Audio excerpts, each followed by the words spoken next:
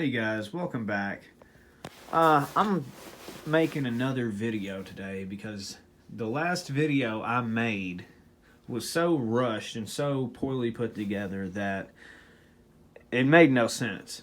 I hate it. I hate the way it turned out. So I'm going to try it again and see what kind of results I can get.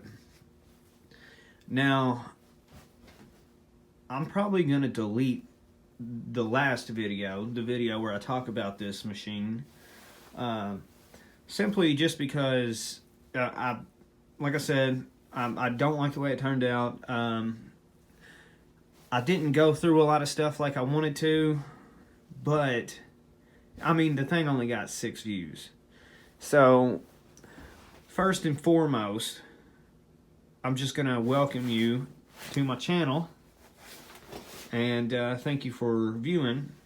Now this right here is the Central Machinery Mini Wood Lathe from Harbor Freight. This thing cost me about I had no coupons, I had none of that. It cost me about $270 after tax. So I mean, it's really not that bad compared to what you could pay. But anyway, before I carry on with some of the other stuff, I would like to just talk about some of the features. So this is a 10x18 5-speed mini wood lathe. Now the 5 speeds are RPM wise 750 RPMs, 1100 RPMs, 1600 RPMs, 2200 RPMs, and finally 3200 RPMs. So I think that's more than enough RPMs for a mini wood lathe. I think this will totally get you where you need to be. Maybe, I mean, I think it does just fine. But anyway, I'm gonna go ahead and I'm gonna cut here, and then when I come back, I'll show you how, or more or less where you change your speeds. Alright, so don't go anywhere. Alright guys, welcome back. Now, here I'm showing you the belt right here. Now this is what turns your chuck here. Now, if you want to change RPMs, or you want to change speeds, you have to open this door right here, and you have to move it, manually move it. But before you do that, you actually have to loosen the motor. Here, I'll show you that real quick. I don't know if you can, let's see. I'm doing this one-handed, so give me a break. Alright, right there. You'll loosen that with the provided hex key, and then you will raise up on it to relieve the tension so you can change the belt over, you know, make it go faster or slower. So once you relieve the tension off the belt, you will be able to change speeds. So now you'll move it either, you know, higher or lower depending on what RPMs you want, what speeds you want. And then you also come in down here at the bottom and do the same exact thing. Then once you're done with that, close the doors, tighten down your motor again, and make sure you got some tension on the belt, and you should be good as gold. Now, for what I do, I like to leave it kind of in the middle. That way, you know, I like it exactly where it's at. So, you know, that's just my preference. But anyway, I'm going to get back off here, and then I'm going to get everything, you know, get all the doors shut, get everything put back together, and then I will talk about it a little bit more.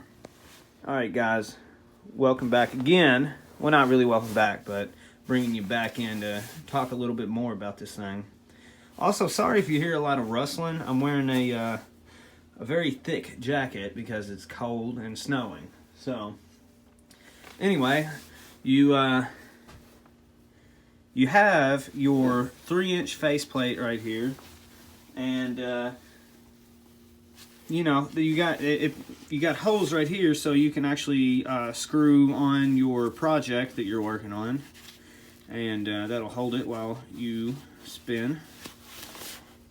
You got your spur center right here, your spur center. Sorry, I said that as one word. I mean, it's not the best of quality, but it's what they provided, and I think like AVE, the channel AVE, he says you got to piss with the cock you got, and that's exactly what you're doing here. I mean, I could. I'm obviously going to upgrade chucks. I need a 4-jaw locking chuck, so I'm going to pick one of those up soon. Maybe this weekend, who knows. But you got your faceplate, 3-inch faceplate. You got your spur center. You got your 6-inch tool rest, and you have, of course, this is your headstock right here, and then you have your tailstock. This is your live center right here. Once again, it's not the greatest of quality, but it works. It does the job. I mean, it does it just fine. If you want to move your tailstock, all you got to do is release the lever here. You got to pull it back. Sorry, focus. Anyway, pull this back. That'll loosen it, and you can move it exactly where you need it to be. Once you got it where you need it to be, then you tighten down on it by pulling forward. That gets her locked down. You can also, like, once you get your piece of wood there, there's a handle provided for your tailstock here. So then you crank, and that gives you a little extra pressure on your project there. Clockwise and counterclockwise. Now, so far, the only modification, or whatever you want to call it, that I've done to my mini lathe here is, you see this handle right here? There was also a handle right here, but no matter where I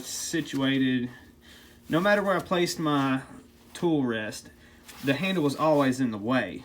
And I tried to, move it right, and, tried to adjust my tool rest, and I was just having no luck. I even tried to, try it at a different spot, and it always ended up tightening, right either behind my tool rest or right in front of it, and that was really pissing me off. So I just, I took the handle part off, and I just used pliers to tighten down my tool rest. So, what else? What else is there? I guess, I've covered pretty much everything. You got your on and off switch here. Now, the on and off switch, it's got a pretty good, chunky feel to it. It's got a real good, it's got a heft almost. I kind of like that in power tools. I like, especially something like this, I like there to be a little bit of heft on your on and off switch, on your power switch. Also,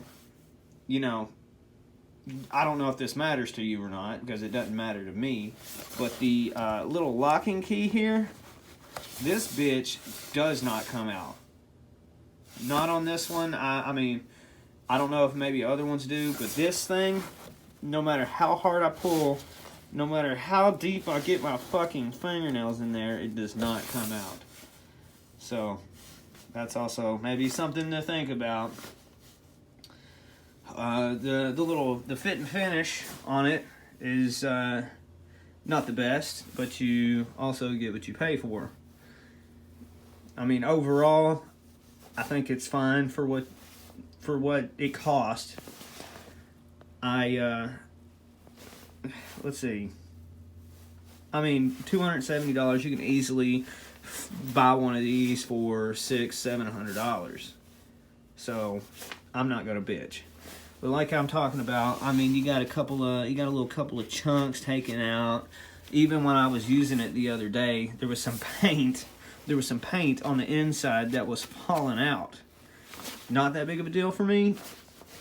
It is what it is. Other than that, make sure you wear a face shield when you use it. Make sure you protect them eyes. that's all I got to say about this. So if you enjoyed the video, please give it a thumbs up.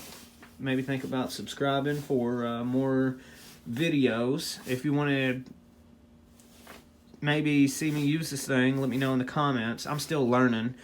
I've used an industrial sized one that was way easier to use than this thing right here, believe it or not. But this thing's going to take me a little bit to get used to. So yeah, thanks for watching.